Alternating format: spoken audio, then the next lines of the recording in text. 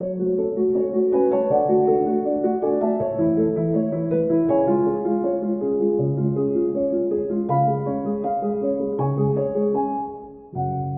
so today we invited one of the really better known and very busy spokespeople for that community, Rabbi Dovid Feldman from Neturei Karta, who drove down here from Muncie. He drove 5 hours and he's going to drive back 5 hours after we're done. So please help me welcome Rabbi Dovid Feldman. I embarked on a journey to familiarize myself with the ultra-Orthodox community and their struggle against Zionism relatively late. It was a few years ago. I grew up in Jerusalem, as many of you know, just not far from the very neighborhood where this community exists in Jerusalem. And as a good Israeli boy, secular Israeli boy, we looked at them and we thought we were supposed to hate them because the way they look different, they speak different, and they burn the Israeli flag and they don't serve in the Israeli army. So of course, as good Israelis, we're supposed to hate them. And it wasn't until many, many years later, here in Washington, D.C. one year, that I saw Rabbi Feldman, Rabbi Weiss, many of the others, as many of you do have as well. They came down to a protest, and I approached them and began a conversation. And then I decided to start working on a book, and I'm actually working on a book about this community and about why they reject Zionism. And I have to say, I have learned so much from Rabbi Feldman and some of the other rabbis, and they introduced me to communities in Jerusalem. And like I said, I lived very near them, but I never met them. So it was thanks to the community here in the US that I met them, and also the community in London. And it's just been an incredible journey to get to know them and to understand the struggle, understand why it is that they reject Zionism. I want to read a little passage from something that I just read, a wonderful book, a classic actually, called Life and Fate by Vasily Grossman. He's a Russian Jewish writer. And the setup for this little thing I'm going to read is a letter from a mother to a son. The mother's in a concentration camp. The setting is the World War II, and she's writing her very, very last letter to her son as she knows she's going to be killed. And after I read this, I'll tell you why this is so important. So this is a passage from this letter. She says, "This whole noisy world of bearded fathers and querulous grandmothers who bake honey cakes and goosenecks, this whole world of marriage customs, proverbial sayings, and Sabbaths will disappear forever under the earth. After the war, life will begin to stir again, but we won't be here. We will have vanished, just like the Aztecs once vanished." And she's talking about the very Jewish community. And one of the things that struck me most when I visited the community in Muncie and Williamsburg and other places is the children.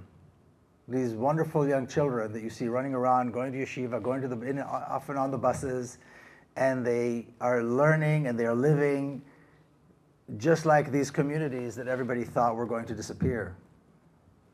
And that reminded me of a famous saying by Bobby Sands, who was an IRA volunteer who died as a result of a hunger strike.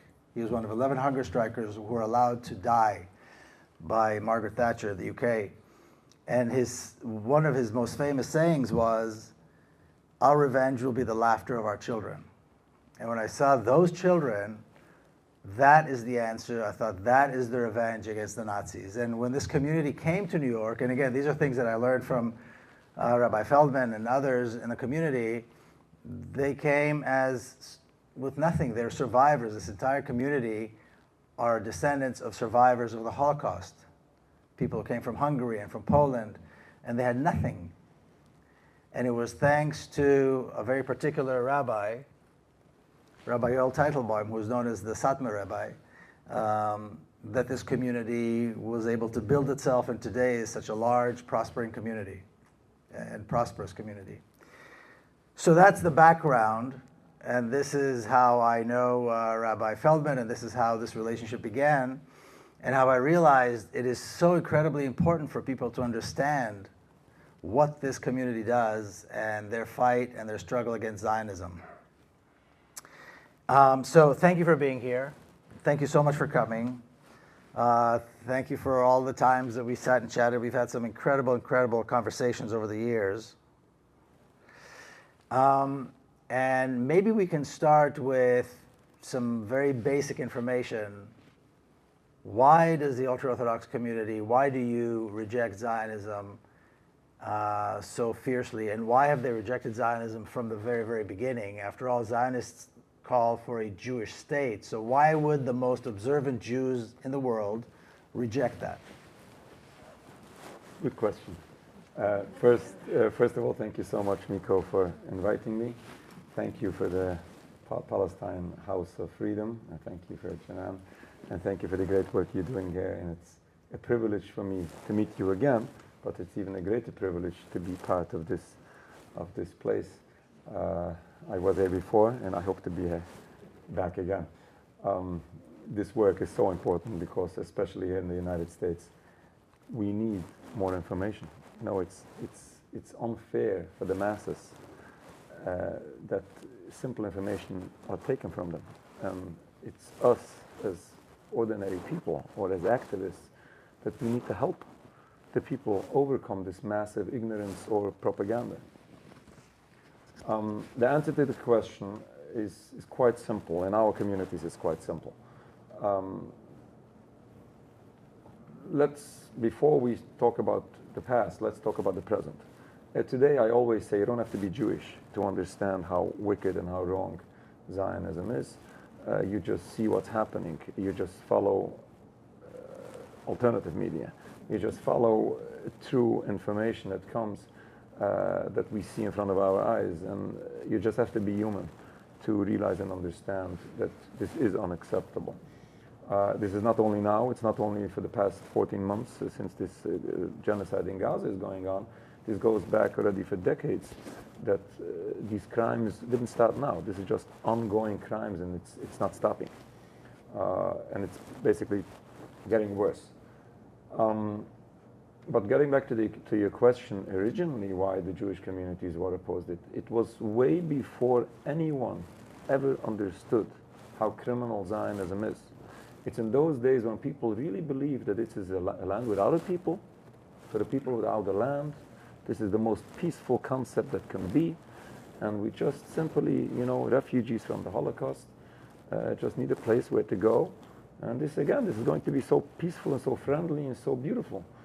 But even in those days, the religious Jewish community was in a very strong opposition to this whole concept, to this whole philosophy. This was coming from Europe, which was the main concentration, the main Jewish community at the time, and in Palestine, which there was existing a small Jewish community of tens of thousands of people, and they opposed it.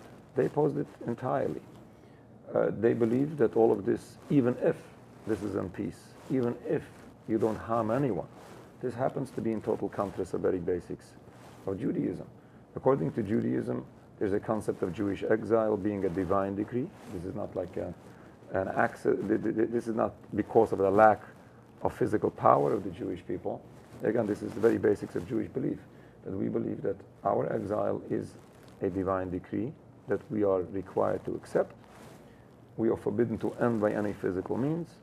We wait for a messianic redemption, which should happen by God himself without any human intervention. This is very basics that was believed by all Jews throughout all generations for the past 2,000 years without any exception. There was no disagreement. This is simple Judaism. Until Theodor Herzl came over 100 years ago. He and his friends, who didn't follow anything within Judaism, they were not only secular, they were basically hating God and hating the Jewish religion, the Jewish tradition, and they, and only they, came up with a philosophy which is so contrary to basics of Judaism. Then it took time till people started to realize how much more is involved, how much more violations of Judaism, how much more harm to Palestinians and to Jews is involved in all of this. And today it's much easier to accept, to follow, and to understand how true those people were, how right this claim was. This is not only a catastrophe for Palestine, this is a danger for the Jewish people. It's causing so much danger to the Jewish people, all these actions that are being done in our name. And ends up, after all, what we see, how the Zionism unfolded till today. It's a true uprooting of our religion intentionally, not accidentally. This is intentionally uprooting, destroying everything Jewish and replacing it with something artificial, replacing it with some nationalism which doesn't even make sense, which doesn't have any really future.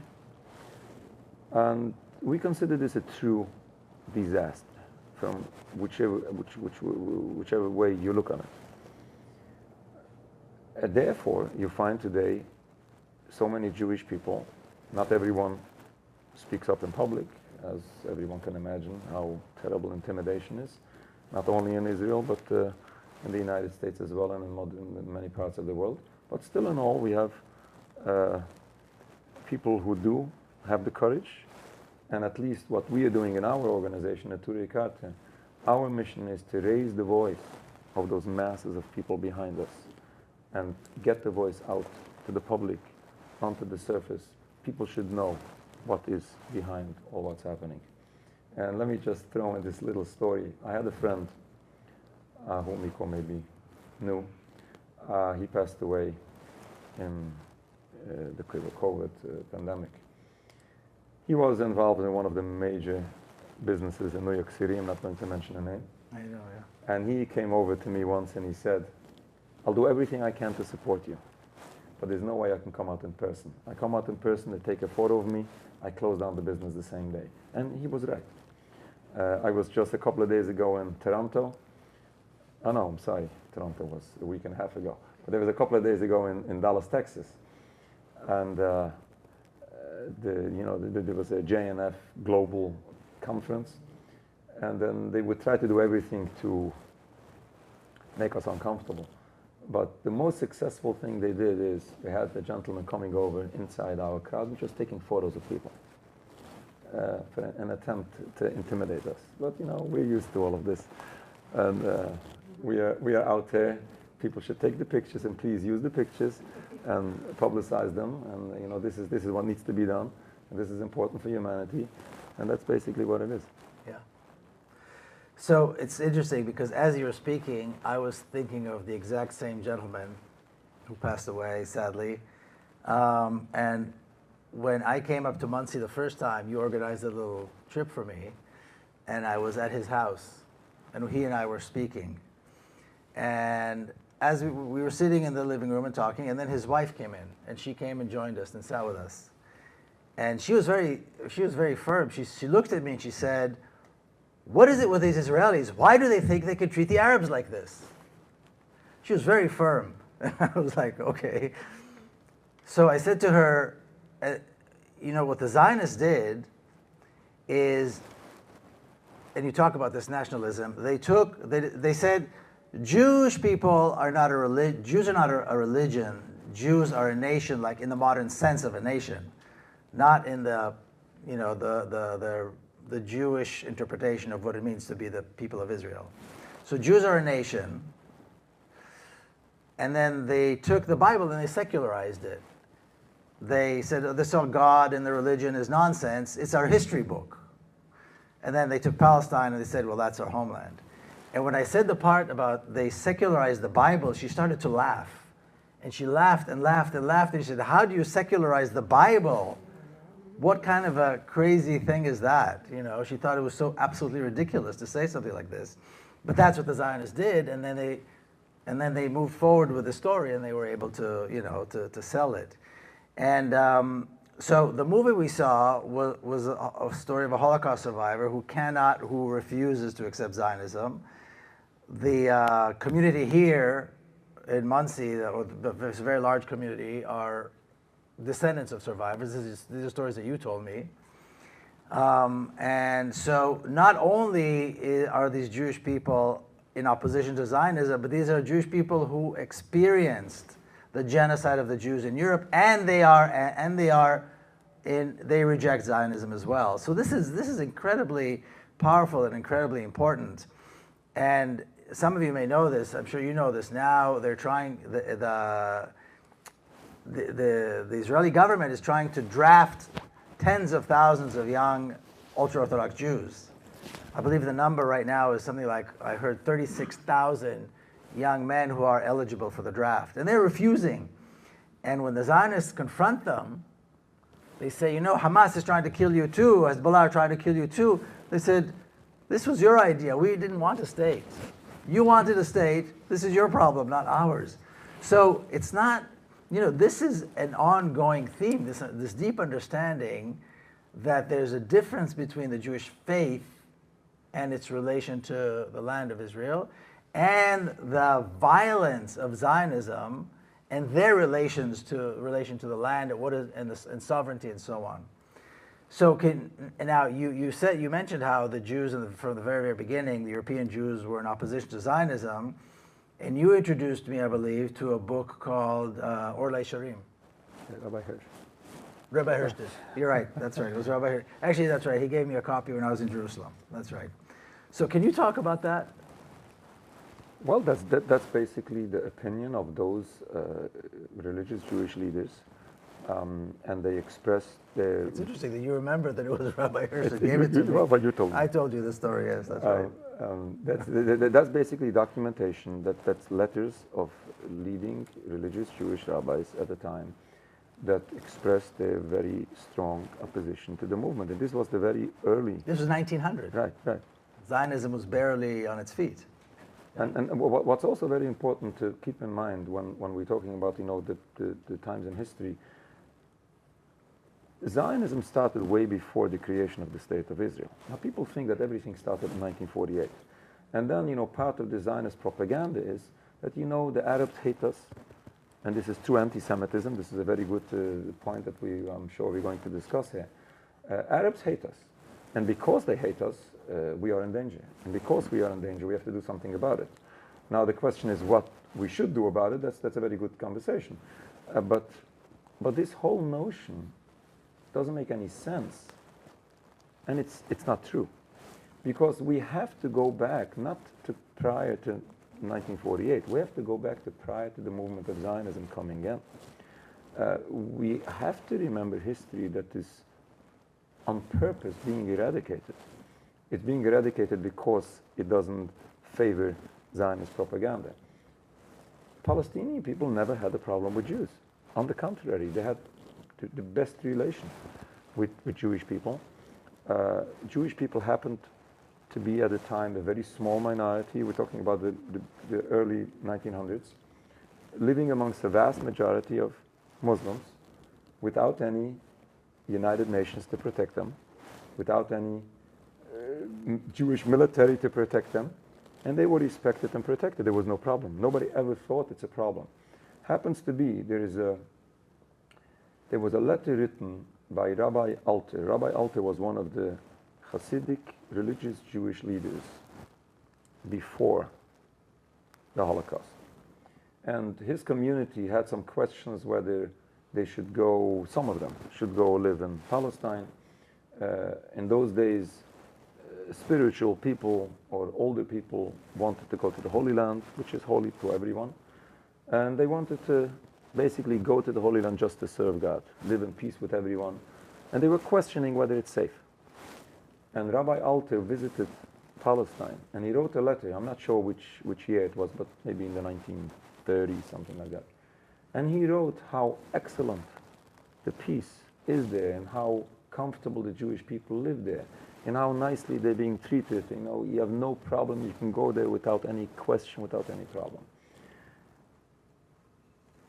What we are facing today, or what Jewish people already faced before 1948, yes, there was a Hebron massacre, which is always used in Zionist propaganda. In 1929, the Palestinian Muslims killed Jewish people, and this is used as a proof that they hate us even without the state of Israel. They hate us just because of classic anti-Semitism. And whoever is a little bit familiar with history, and we have documentation on this, there was a famous Rabbi Baruch Kaplan in New York. He was very famous. He studied as a teenager in Hebron before, during, and after that massacre in 1929. And he tells his story, how beautiful the peace was till the Zionists came in, antagonized the indigenous population, openly publicizing what their agenda is, and obviously it caused a reaction. Now, what I say always is, nobody enjoys reaction. Nobody wants to see reaction. None of us. But we have to understand when we are seeing something happening that this is a reaction, not because we want it, not because we justify it, not because we say any yes or no to it, but we have to know the facts. The fact is that something is happening which is unfortunately causing reactions, which is disastrous for everyone. And it's painful for everyone, especially now, October 7th. Now, I meet so many Israelis, so many pro-Zionists, especially in the last year. Please don't laugh. People truly believe, and they mean it, they truly believe what happened on October 7th is just because we were born Jewish, or just because we follow Judaism, and just because we refuse to give up our religion. And people believe it. And why do people believe it? Because the Palestine House of Freedom doesn't do enough. We don't do enough. Because people don't have the chance to learn better. And that's why all of us are out here, because we have to do more to help people. Simply, we have to help people overcome this. It's so painful, it's so disturbing when we see this misinformation leading into this massive destruction of humanity and uprooting of Judaism, and still people don't get it. Yeah. Yeah, well, Americans receive a Zionist education, and so we're already at a disadvantage with that. So now we need to go and undo what's been done for so many years, and that's seriously a challenge. But what we are trying to do in so many cases, when I come into the Palestine House of Freedom, it might be dangerous for a Jew, isn't it? But I can come in and hopefully I'll get out alive, and this is going to be a statement. This is. And I approached a Zionist just a week or two ago, and I asked him, "Did you ever speak to a Palestinian? Did you ever try to understand what they have to say? Let's say they're terrorists, let's say they're terrible people, but speak to them." And unfortunately, it's the propaganda is so terrible, it's so ridiculous. And when you're talking about this the Holocaust coming into all of this, like this movie is really powerful, really sad, really encouraging. It's so much in it in this couple of minutes, but what we always say is, yes, it's our families, it's our communities that suffered in the Holocaust. And we remember the Holocaust. And we remember it for a purpose. Rabbi Teitelbaum, you mentioned before, in his massive book, which was maybe the first real powerful book against Zionism, which came out like maybe 40 years ago. And he writes in the introduction, and he brings from previous Jewish scholars, and he says, and he refers this to the destruction of the temple 2,000 years ago, which in Jewish custom we have every year on the day that the temple was destroyed, we mourn, we fast. And then he explains that mourning on something that happened is only worth something if you learn what the cause was, what's behind it. Otherwise, you just simply mourn and you simply complain. It doesn't help you. It doesn't help anyone. And the same is what happened in the Holocaust. The Holocaust should teach us something. It shouldn't teach us repeat what happened. It shouldn't teach us to do what others did to us. It's so ridiculous when we see that the Holocaust is being used to justify similar crimes to what the Nazis did. This is not a lesson that we as Jewish people should take from the Holocaust. This is not a lesson that anyone should take from. On the contrary, I say this in public. It's because it's my families, it's my communities that suffered the Holocaust. Therefore, we don't want to see this happen to anyone. This disturbs us more than it should disturb anyone else. And again, this is part of this, well, misinformation, lack of education, or lack of, well, common sense because of this massive propaganda. This massive propaganda is so powerful that manages to brainwash smart people. And not only smart people, but kind people. You can find people today that will be brilliant, and they will be kind. They would give charity. They would help everyone. And when it comes to Palestine, that's the end. That's the end of the common sense. It's very disturbing. It's truly the end of the common sense. It's true. It's a good way to put it. As you were talking about the Holocaust and the need to remember it, and it was your families and your. I remember you and I talked about this conference you went to in Iran. There was a conference in Iran several years ago, questioning. I'm not sure what it was, questioning whether the Holocaust happened or discussing the Holocaust, and you went and were attacked. You and a delegation went. And can you talk about that, and then why you decided to go, and what happened? Yeah, this is very good because I have a good story that goes with it, and that's even better. There was the Iranian government at the time. This was, I'm not sure, I can't remember the year. What's okay? But Ahmadinejad was the president, right? Ahmadinejad was president. Yeah.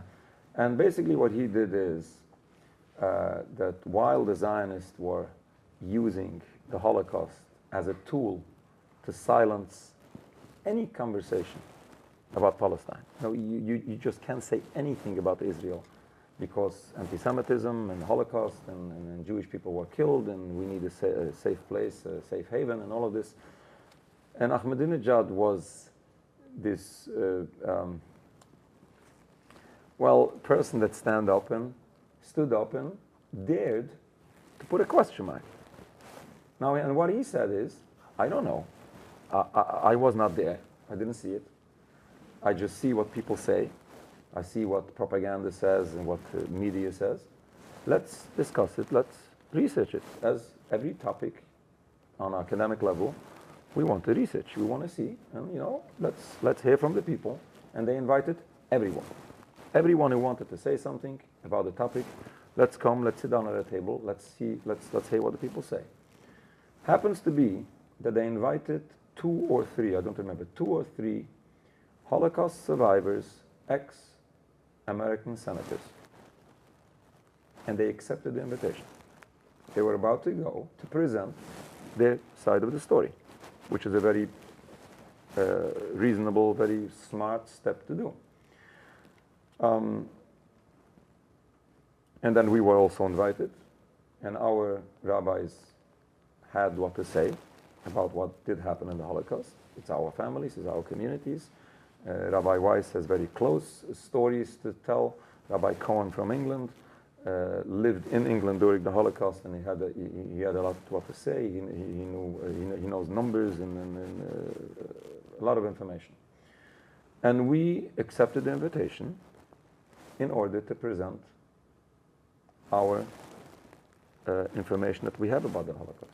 And at the same time, we found it very important to put it in the right perspective, not to misuse the happenings, the tragedies that happened to our communities, and to put it in the right perspective, that whatever happened was bad, but we don't believe that this should be used to do crimes against others.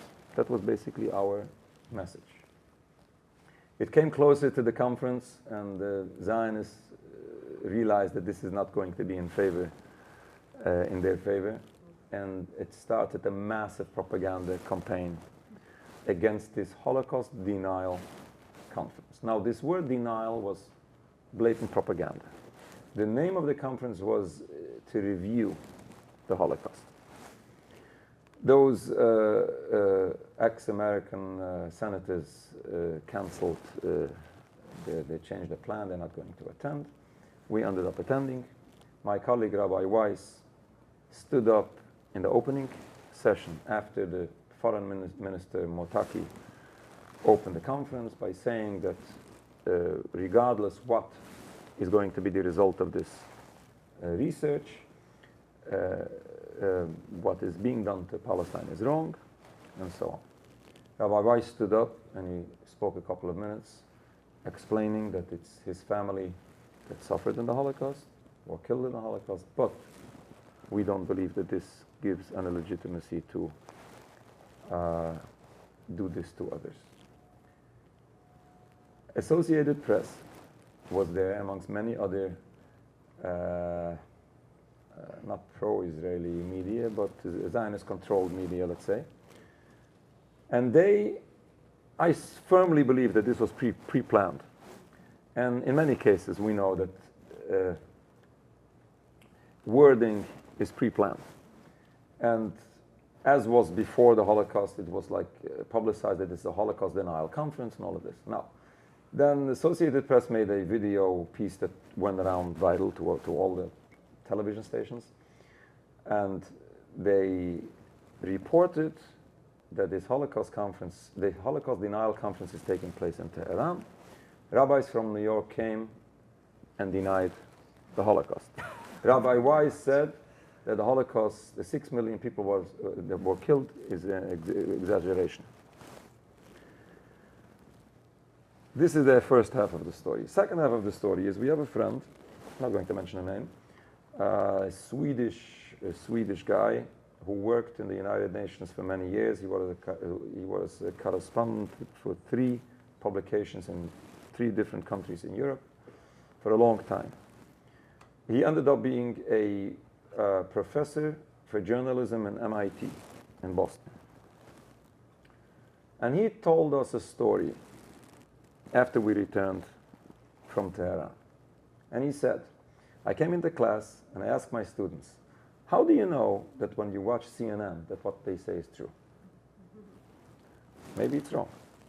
And then they say that, you know, we'll listen to CBS and we'll compare. But how do you know that CBS is correct? Maybe it's also wrong. Okay, then they say we'll watch Fox News and we'll compare all 3. But how do you know? Maybe all 3 are wrong. And then everybody laughs. Okay, then he plays on the wall that piece of the television. I mean, maybe it was Fox at the time. And you remember this? Rabbis went to Tehran denying the Holocaust. Yes, everybody knows about it. And then on the other wall he shows this text from our website, exactly the wording, what Rabbi Weiss said. And let's compare the 2. And everybody is like shocked. And this was a lesson. And then he told me what triggered him to look into this. Like he could have believed, as everybody believes, what the media is telling the story. And he said, I had 2 questions which didn't make sense to me. First of all, I know these rabbis personally, and it simply doesn't make sense that these people should deny the Holocaust. I know them personally. And then he had a question, and you have to be a professor in journalism to realize this.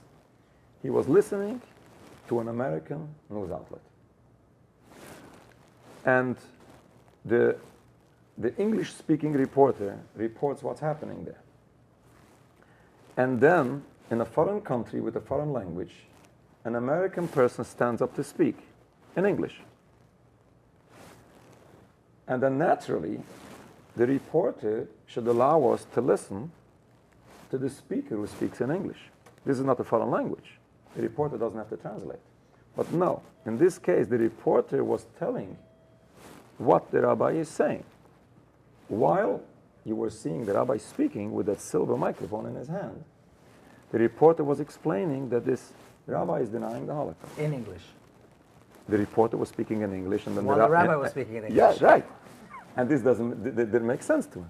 And this is what caused them to look into it and to figure out and to find out that all of this is propaganda. This is just a very good example to understand in which world we are living, in which information we are being fed. And it sounds like conspiracy, but unfortunately we cannot trust everyone. We have to know if we are making serious decisions. If we're just watching news and just having fun, okay, that might be, it's also not fine. But if we are making serious decisions, we have to have honest and reliable information. Yeah. And by the way, I also spoke to Rabbi Cohen about that conference as well.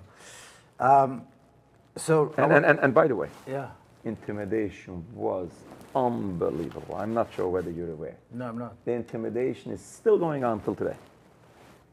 People remember it. The intimidation was unbelievable. And it's important to know this. Why? Because when sometimes you see the Jewish person and you see a person going with a yarmulke, with a head covering, or you see somebody visibly Jewish, and and sometimes people get very upset. How come these people support these crimes and all of this? I was asked a couple of months ago, how come there's not more Jews with you to come out in public? And I answered, and the people understood this. I answered, never ask a question why people don't do. You always ask a question, how come that people have the courage to stand up? And I'm sure that everybody in the room today here knows exactly what I'm talking about, because you just walk out of this building and you can face intimidation just for listening. Not only for saying something, not only for doing something, just for listening. And again, there's so many people in our communities, as that story I mentioned before, are so intimidated. I always say people are more afraid than what's really happening, but we cannot judge. We cannot judge the people. I always say to people, if you're afraid, not necessarily do something, but at least don't support the evil. Don't support the evil. And let's try to do the best we can. But at least it's important to understand, and it's not only the Jewish community, it's in the Palestinian community the same. We have so many Palestinian people, not only pro-Palestinian people, not only Arabs, but Palestinian people who find themselves so intimidated, so scared, especially the immigrants. And believe me, they have why to be scared. Because so many people who are permanent, who are citizens, not only permanent residents, who are citizens, that immigrated from Palestine have challenges if they do too much. That's how it is. Yeah. So we know that the Zionists or whoever it was came up with a new definition of anti-Semitism.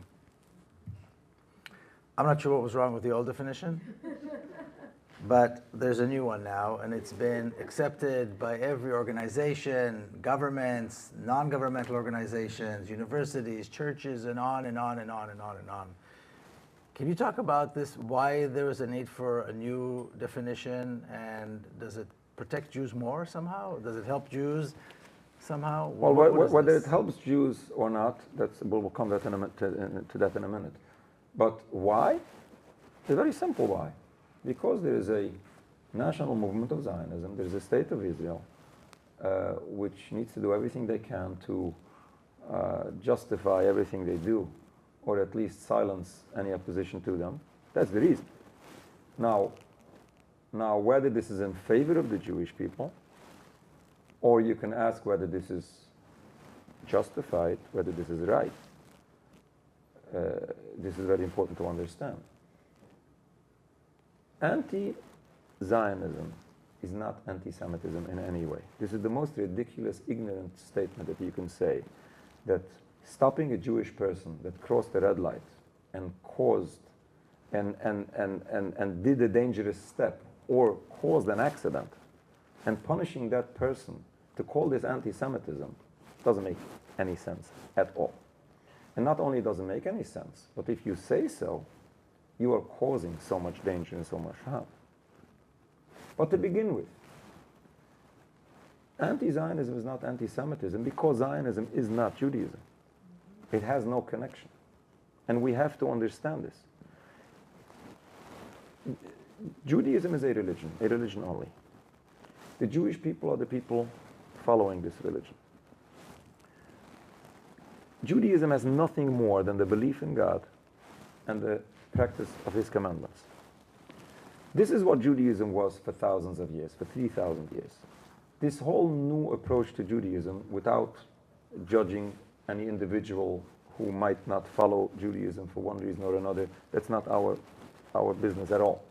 But what Judaism was for thousands of years is what I said. There was no question about this, there was no doubt or no disagreement. Now, the movement of Zionism came, transforming Judaism from a religion into a national movement. But you cannot call it Judaism. You can call it XYZ, you can call it the Zionist state, you can call it the movement of Zionism, okay. I wouldn't be happy when you call it any other name because it's still wrong. But at least you don't hijack an identity of a people. And at least you're not distorting a thousands of year old religion. Now again, Zionism is not Judaism, anti-Zionism is not anti-Semitism. Masses of Jewish people disagree with Zionism.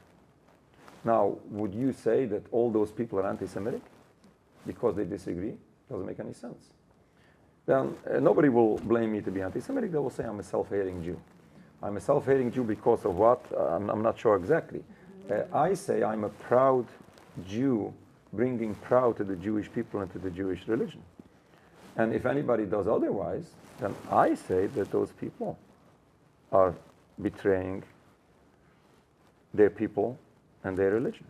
And let's not forget, we're talking about people, again, without judging the individual. We're talking about people that go in total contrast to what their ancestors believed in. It's not a disagreement between my ancestors and their ancestors. It's something that was agreed amongst all Jews. Now, in Jewish scripture, there's a saying, whoever changes needs to prove the point. Whoever continues don't have to prove. I don't have to prove when I'm right, when I'm continuing a continuation of thousands of years. If you come up with something new, then you have to prove your point. And again, when you're asking the question whether this new definition of anti-Semitism is in favor or does any good for the Jewish people, not at all.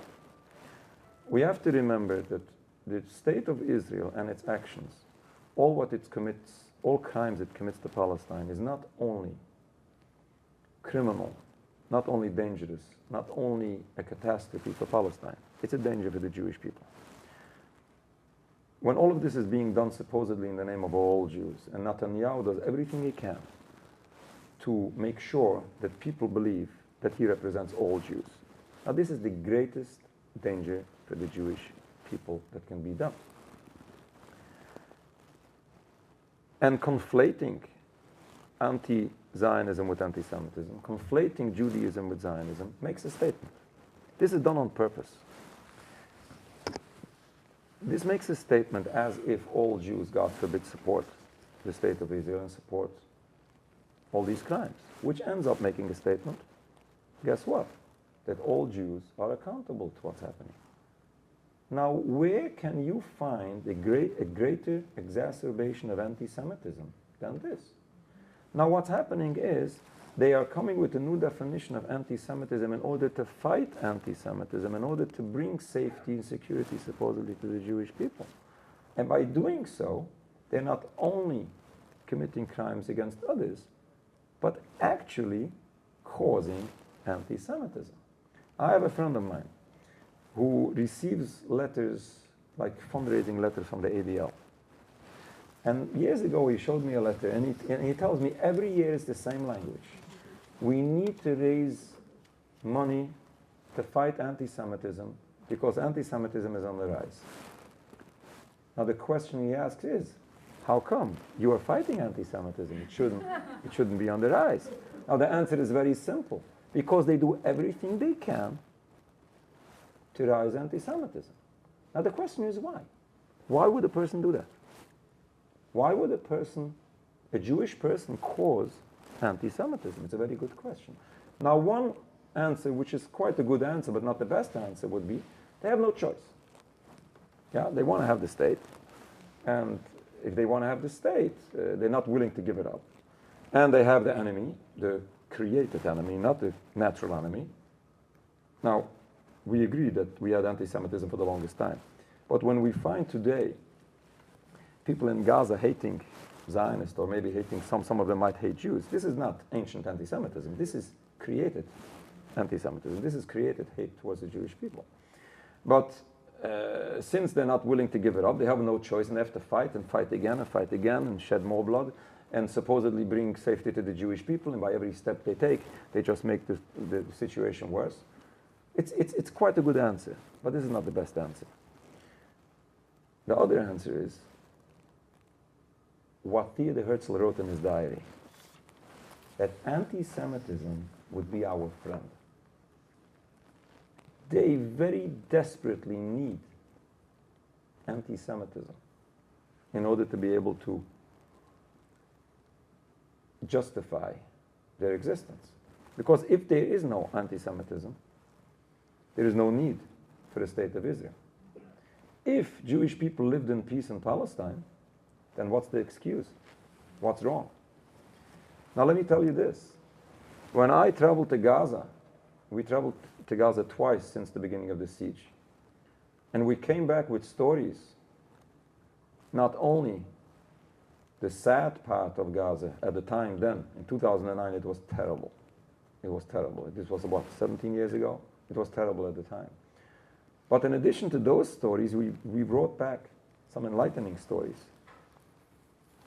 I brought stories to my community, what my experience was with meeting the most oppressed people from this occupation, and no one would say to us even one bad word. This is a lesson. This shows something. This shows that we are so close to peace. And we're talking about even the people in Gaza. If we find Palestinian people in the United States who are very polite and very nicely and would receive Jews who don't fight, that's also very nice, very encouraging. But we're talking about the people who are the most affected from this occupation. Now, these stories are the most disturbing for the Zionists, because this basically undermines the whole excuse for having a state. Again, the new definition of anti-Semitism is as in favor of the Jewish people as the occupation of Palestine is. It's a disaster for Palestine and a disaster for the Jewish people. So, two stories that I want to bring up here that are connected to this. So there was a famous rabbi in Jerusalem called Amram Blau.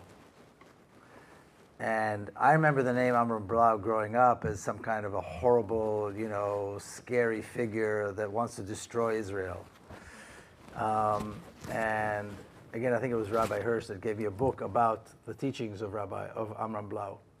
And it's in Hebrew, and a young student is asking him questions and is interviewing him. And at one point he says to Rabbi Amram, he says, what would you do if you were in charge? If you were the boss, if you were in charge, what would be the first thing you do? And he says to this young man, the first thing I would do is I would ask the Arabs to come back. And this young man asked him, what are you talking about? They want to throw us into the sea, they want to kill us all. He says, who told you this nonsense? Where did you hear this nonsense? He says, his family, part of his family was in Hebron. And he says, we were neighbors. We took care of each other's children. We were close together. We had good relations with each other. And in Jerusalem, we always had good relations until the Zionists came and created this, this reality now where we have violence and so on. So that's one aspect of this thing I wanted to talk about, this notion again that you mentioned, that somehow there's something inherently violent between these two people, where actually there isn't, because these were Palestinian Jews, just like these were Palestinian Muslims.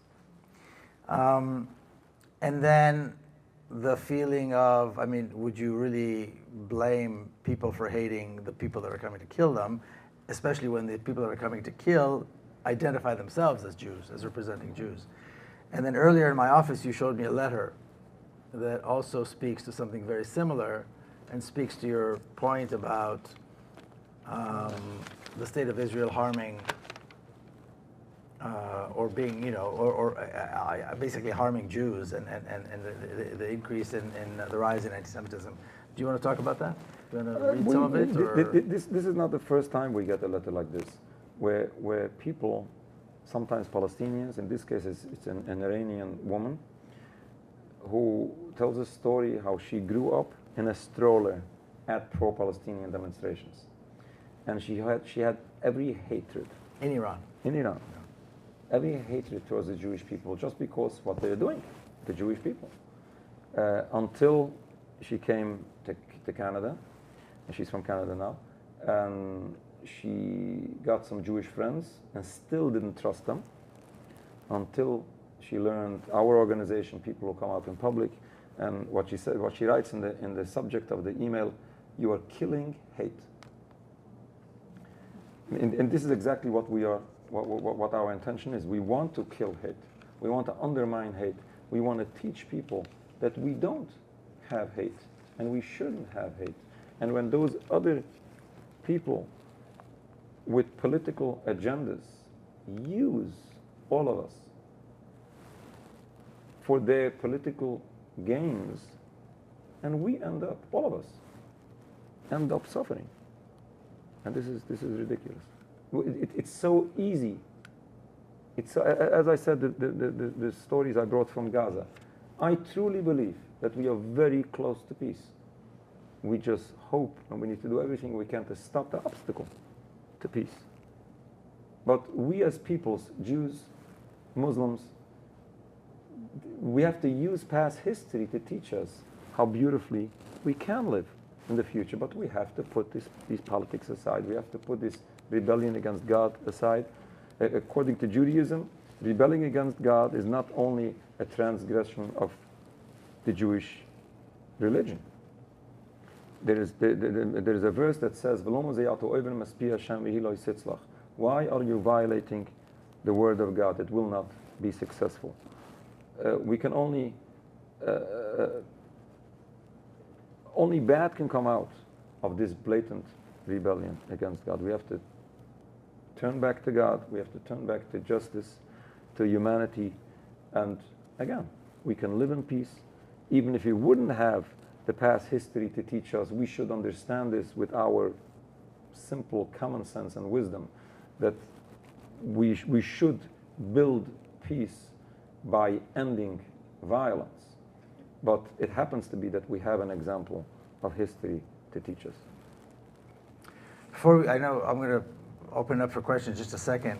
So there's this claim that I hear very often that Neturei Karta is a small group of radicals that does not represent anyone and is completely insignificant. Can you talk a little bit about Neturei Karta, first of all, what it is, and then this notion that somehow it's just a group of fanatics that doesn't represent anything or anybody? If you're talking about Neturei Karta and radicalism, you mentioned Rabbi Amram Blau. Rabbi Amram Blau was the leader of Neturei Karta in Jerusalem. And what your perception was, that scary person. Many people have this impression. You know, some people, and you knew Rabbi Beck. Yes. Yeah, some people have this perception of Rabbi Beck, you know, that crazy, wild person. And you knew him personally, yes? We're talking about the most kind, soft people that you can imagine, right? Now, Rabbi Amram Blau, let me tell you this story. Rabbi Amram Blau was this type of kind person that it's very difficult to find. There was a person in Jerusalem who he was homeless, he didn't have a shelter, and he was ill. He had a contagious illness, and nobody wanted to take him in. And Rabbi Blau took him into his home and helped him until the day he passed away. This is just an example what Rabbi Blau was. And Rabbi Beck was the same. And I still remember, I don't remember Rabbi Blau, but I do remember Rabbi Beck. I was a child, and I still remember, the kindness he did, exceptional kindness that maybe Palestinian people will know these stories, but in America you don't even see it, Right. Generally speaking. Again, coming back to the question what Neturei Karta is. Neturei Karta is basically people, vocal people, many parts of the world, who basically take for a mitzvah, for a commandment, to raise the voice of the masses, raise the tradition of Judaism up to the surface. People should know, and people should be aware. This is basically what we are doing. We are voicing the traditional voice of Judaism. Whether we are radical, you say if speaking up for peace is a radical approach. You say if condemning crimes is radical. Now, whether this is a fringe minority and all of this, yes, being vocal in face of massive intimidation ends up to be a smaller number, yes. But this doesn't change the fact that what the voice we are bringing is the voice of truth, is the voice of Judaism, and is the voice of masses of Jewish people today. You are a bit more familiar. Go to Jerusalem. You would find hundreds of thousands of people. And let's put it this way, without taking exaggerations, at least no Israeli flag. Okay, we can go on further with Palestinian flags displayed on the walls, but even if we take it a step back, no Israeli flag. You come to Brooklyn, New York, tens of thousands of people, dozens of massive religious institutions, educational institutions, with no mention of Israel, no Israeli flag, no prayers for Israel, no celebration of Israeli Independence Day. This tells you something. Now, whether all of these people will raise a Palestinian flag in public? No, because they'll be considered Hamas. Now, I encourage the people they should do it. But again, as I said before, I'm not judging the individuals. I'm definitely not judging people who are connected or have to be connected to some other peoples. If individual people, it's much easier to stand up. If you have people leading communities, it's much more difficult. Again, I don't judge the individual. I encourage each and every one to overcome the fear, overcome the propaganda, and do. If you're going to pay a price, it's not going to be that terrible price. You're going to remain alive, believe me. And you're going to be the servant of Almighty God and doing good for humanity, including good for the Jewish people. This is what we try to educate, and people get it, and people start to understand.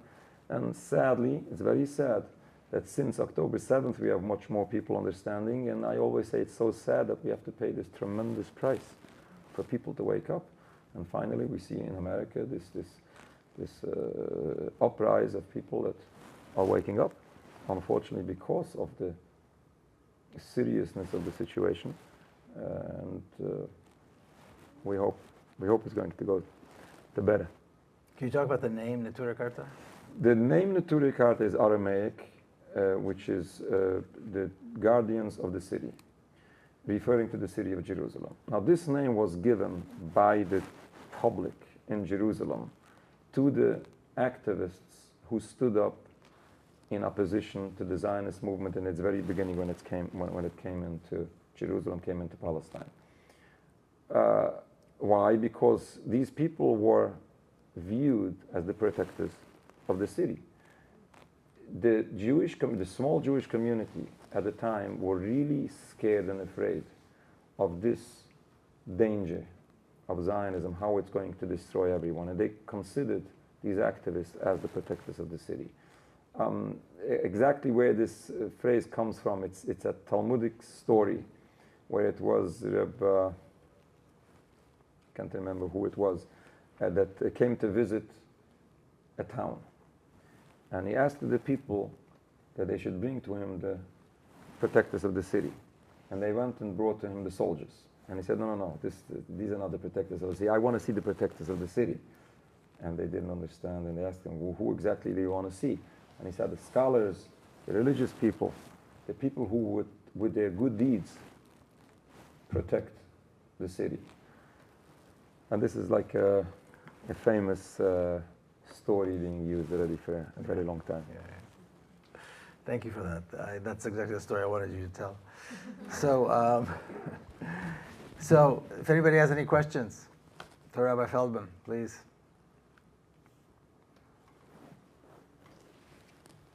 Please. Actually, I'd like to share a story. Sure. Okay, Do we need a mic, or is it? can you hear me? We're good. Yeah, well, they can hear you fine. Go ahead. Okay, great. Just raise your voice a little bit. Okay. My mom came to this country in 1948 after the Holocaust. And she was from a small city that at the time was in Czechoslovakia called Mukachevo. Okay. See, all right, you would recognize. Sure. Okay, and she told me this story. You know, we look at this movement as somewhat of a fringe element, but she was telling me it was not, just as you said.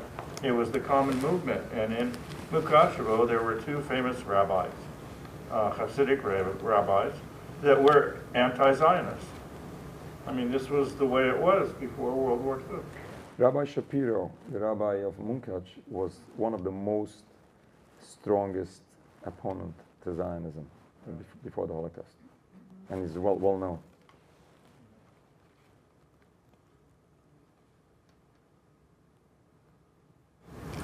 Have you successfully changed someone's perspective or rhetoric, especially in the past year with the Zionists that you said you had discussions with? And do you have like a story, or how did you change your perspective? In the last year, I only would remember stories that we managed to confuse people, which I consider an achievement. Definitely, we had many people. We had many people in history in the last decades who listened to our voice, read our literature, and opened their mind. My colleague allowed me to say in public that he originally served in the Israeli army, and proudly he joins us here today. You know, these people were exposed to some information they didn't know before, and they learned. But when I say confusing those Zionists, you have to know exactly which buttons to press. You know, you have to refer to their problem. You know, they're worried about the Jewish people, they're worried about anti-Semitism, and they're worried about Hamas killing the Jews. And I always try to tell them, you know, who hates us, why do they hate us, what's going on, why are we in danger?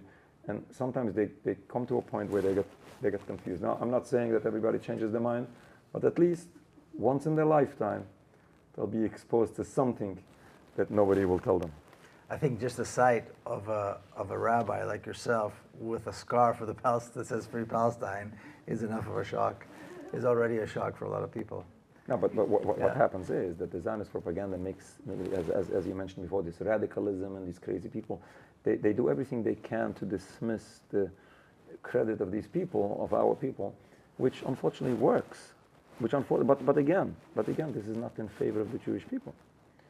And you know, there's another thing that's confusing, and that is when you see this new version of Zionist Orthodox Jews, like West Bank settlers, and they dress and look very much like the Orthodox Jews, and that becomes very confusing as well. But when you're talking about radicalism and fringe, the settler movement is a radical fringe society, which is unaccepted by the vast majority of even Israelis. Maybe Netanyahu will accept them, but because he's that fringe radical person.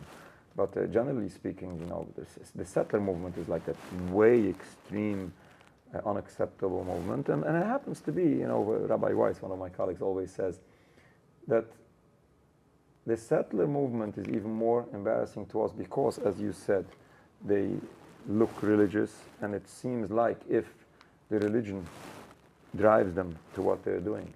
But if you very closely see what's going on, these are people, generally speaking, people who are very poorly educated in Judaism. They might come from non-religious families coming back to a Jewish religion, thinking and believing that they're doing the greatest favor for God by fighting for this state of Israel.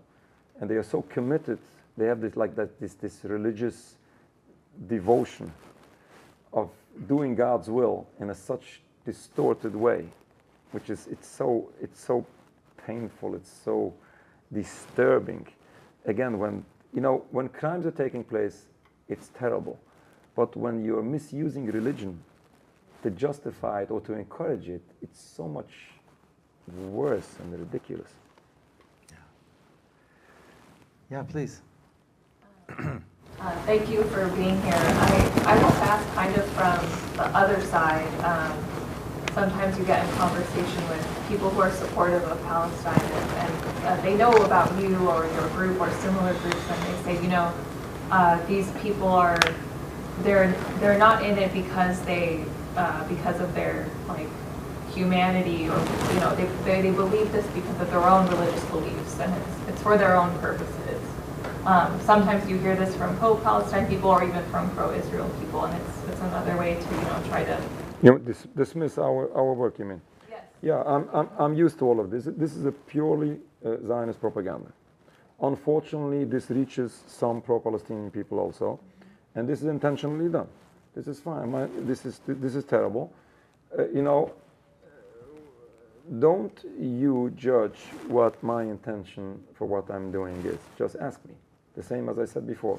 Approach the Palestinian people, hear what they have to say. Whoever listens carefully to what we say knows exactly what we're doing, what our purpose is, what our goals are. We are an open book. Just listen to what we say. That's simply. Yes, we are religious people, and our approach is rooted in our religion. Our humanity is rooted in our religion. Our justice is rooted in our religion. Our opposition to crimes and to injustice is rooted in our religion. There certainly it is. Maybe some people who are not religious to a certain extent are uncomfortable with it. Again, I'm not judging an individual, but listen. You just have to listen to what we say. But it's a very good point. I appreciate you brought it up. Yeah, thank you. That's why I wanted to. Sure.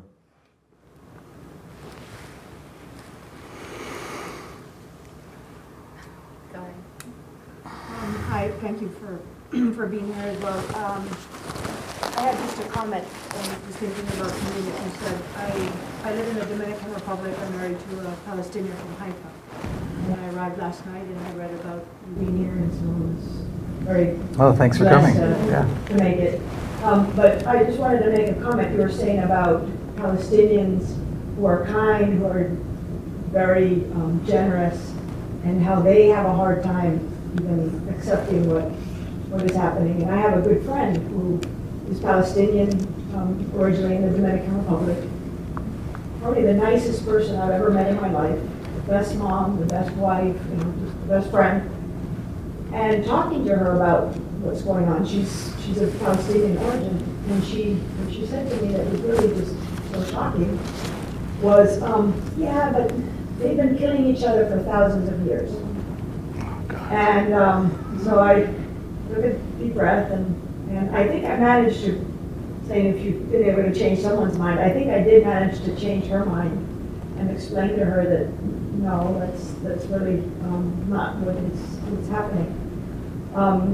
But it's so ingrained in so many good people who really believe that this is something that they put their hands up and say, we just have to go on with our beautiful life because there's nothing we can do because they have been killing each other for thousands of years. And I remember when I first met my husband, his father was still alive at the time, and he would talk about how him growing up, his best friends were Jewish, or the early 20s and 30s.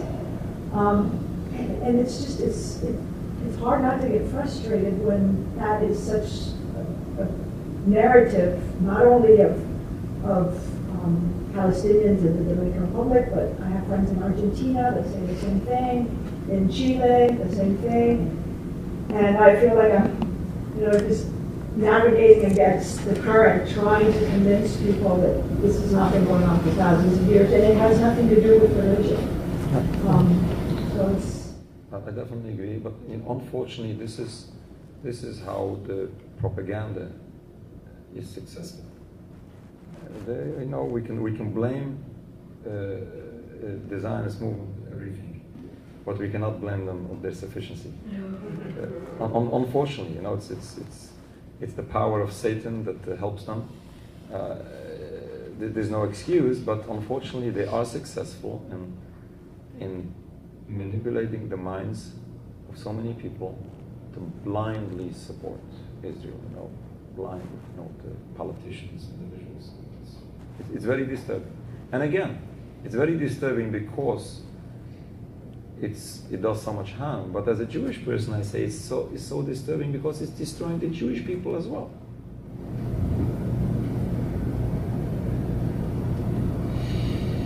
Do you have a question back there? Yes. Yeah, you mentioned a couple of times that we're so close to peace.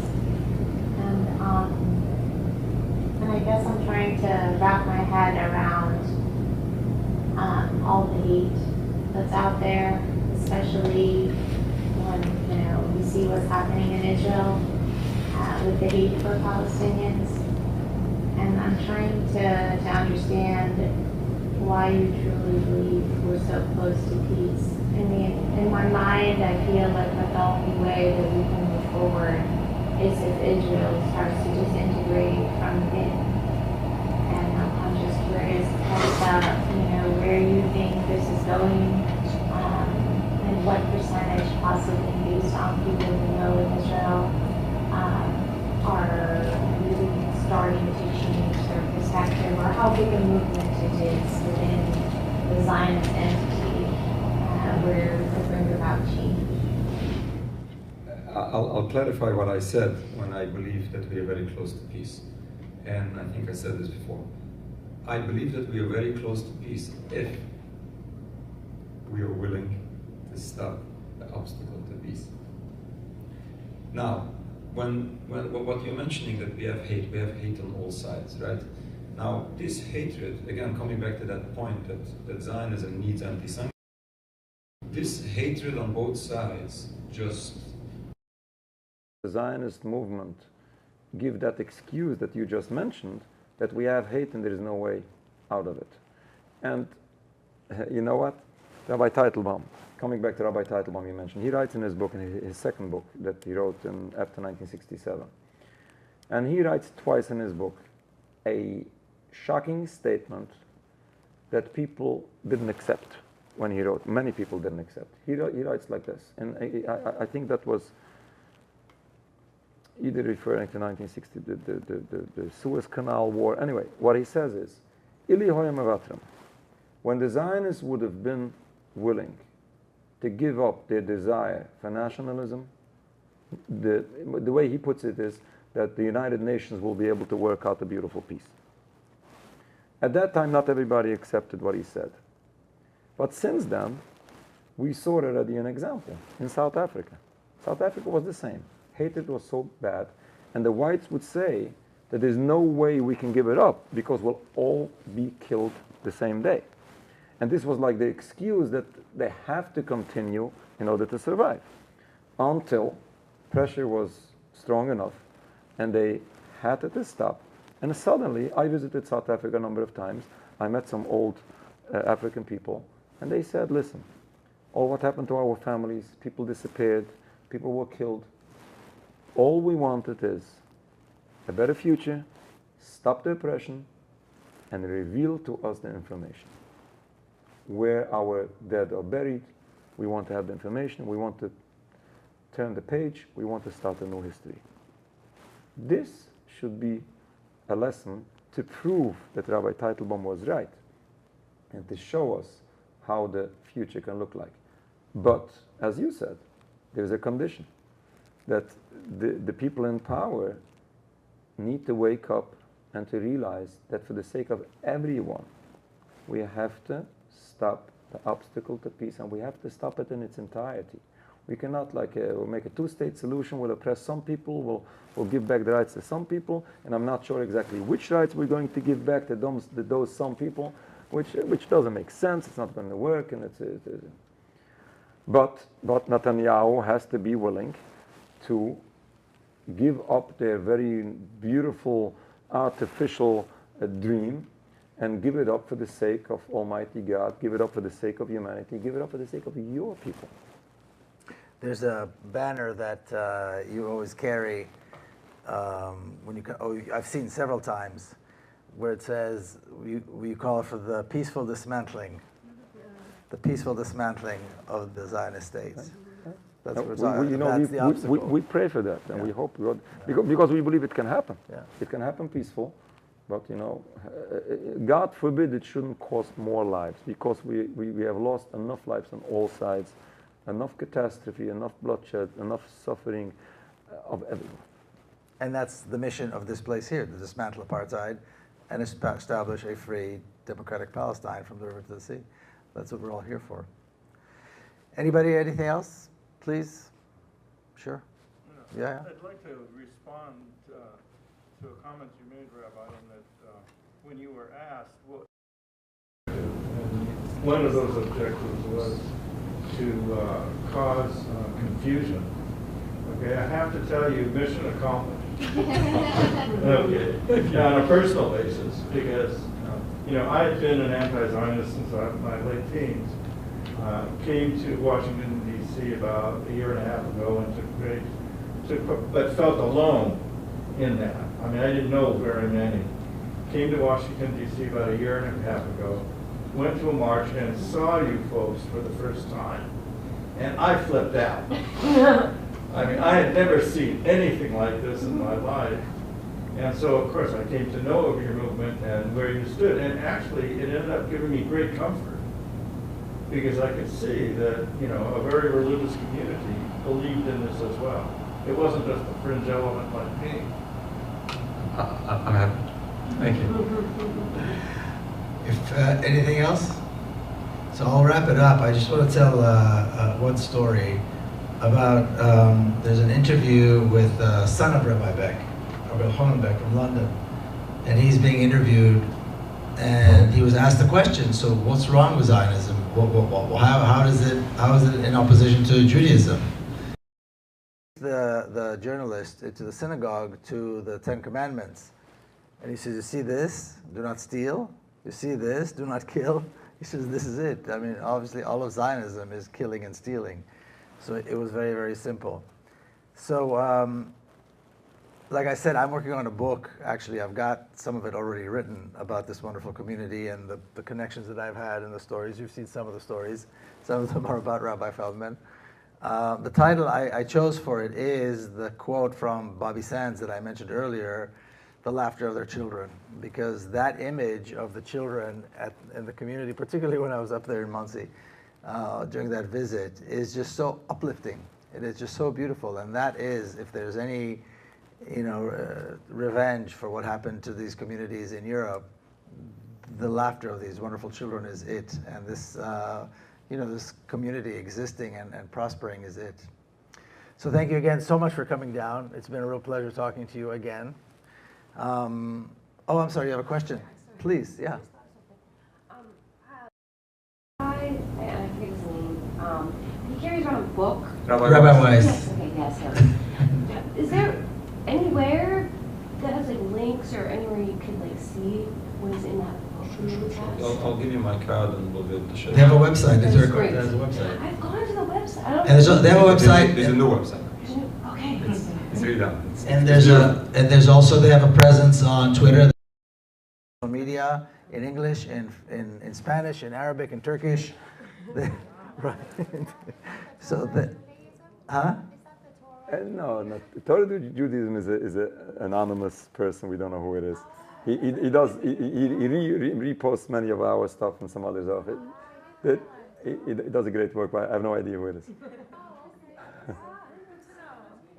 So what is the I forget. Well, Neturei Karta International is the Facebook. On our website, you'll see it. nkusa.org. You'll see all the links. nkusa.org, yeah. Yeah. And then you'll see if you go on Twitter. If you follow me on Twitter, then you can find because I repost a lot of their stuff, and so. Okay, well, thank you all, and once again, thank you, Rabbi Feldman. It's a real pleasure. I thank you, Mikko. Thank you so much for inviting us. If anybody would like to invite us to any venue, if it's helpful for some, if we can be of a help for any community, we love to come. We enjoy to find people that appreciate getting knowledge that sometimes is difficult to get.